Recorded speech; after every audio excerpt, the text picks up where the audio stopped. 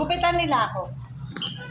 Mga supportive kong kaibigan. Yes. Si Bobelia at si Mitch. Break time naman namin. Okay lang. Hindi mo naman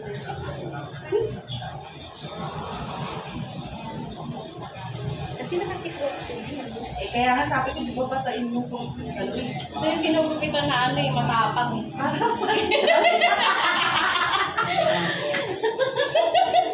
Para nga kasi pantay. Ayan na, okay Kaya pantay na. Okay, guys. Agad. Okay ba? Approve ba? naman. Ha? Masaya. Hindi nga, meron po. Wala na kasi nagkakalit. Nakakita yung ulo mo. Di ba? Tatapang na nagugupit sa akin. Kaya kailangan matapang din ako. Dalawa sila eh. O, ano? Okay na? Gusto mo ba picturean ko? O, sige. Para makita ko. Sige. Kayo, musga kong pantay. Yung mga nanonood. Kung ako lang yung gugupit yun eh. Ako lang din nagugupit. Huwag kang magulo. Ay, Di pantay yata, di. Pag ano, no? na. Pantay. Ayaw. Pero parang may mga baka. So, dahil nakatikwas. Nakatikwas lang. Nakatikwas. Pag sinundan niya lang, masisira yan. So, yun guys. Okay na.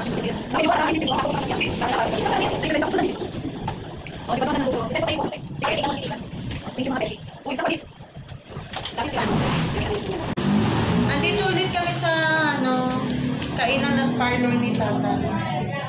Kaya ng dati, naghahanap pa rin sila parlorista, manicurista, sa mga gusto mag-apply. Ito lang po yung sa Talipapa.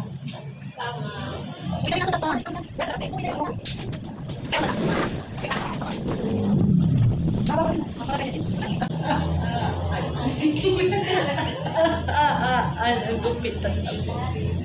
Alam mo kayo sa ko?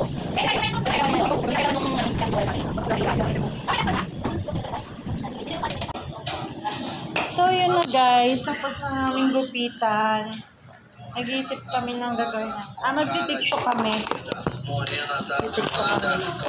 Magtitiktok kami ni Bobelia.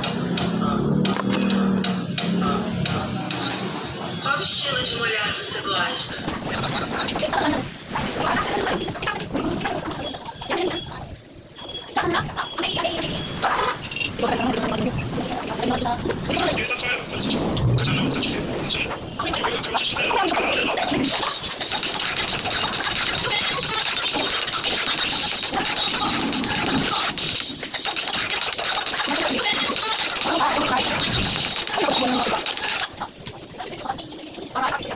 Sige.